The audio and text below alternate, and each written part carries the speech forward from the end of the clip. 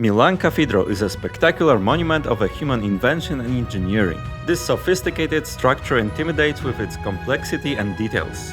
Every inch of it has some carefully crafted detail that is inviting you for its admiration and recognition. First thing that is noticeable is how perfectly symmetrical it is, regardless countless ornaments on both sides. The first thing that catches the eye after entering are the enormous columns that soar heavenward, reminiscence of the belief in the resurrection. The sheer scale and splendor are breathtaking. However, the cathedral itself is rather restrained in its decorations and ornamentation, as bare concrete predominates.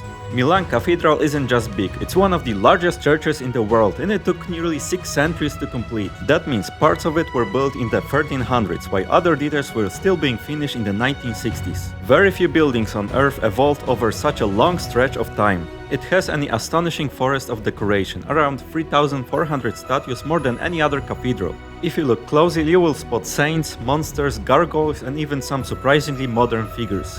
One statue added in the 20th century reassembles a boxing champion, which locals nicknamed the Duomo Boxer. Milan Cathedral is a masterpiece of Gothic engineering pushed to extremes. Structurally, it follows the classic Gothic system, pointed arches, ribbed vaults, and flying batteries, but on an enormous scale. The nave rises about 45 meters high, supported by cluster columns that branch into ribbed vaults like stone trees. These ribs channel the weight of the ceiling outward to external buttresses, allowing the walls to be opened up for the vast stained glass windows rather than being solid load-bearing masses. What makes the Duomo unusual is that it's built almost entirely of the Candogolia marble, a pale pink-white stone. Most Gothic cathedrals in Northern Europe use limestone or sandstone. Marble is heavier and more brittle, making construction far more complex. Engineers had to reinforce the structure internally with iron tie rods to counter lateral thrust and prevent the walls from spreading under the weight of the vaults and spires. Large canvases hang between columns in some sections, dramatic baroque paintings depicting saints and biblical scenes. These were added mainly in the 60s and 70th centuries, bringing theatrical lightning and emotional intensity into the otherwise austere Gothic framework.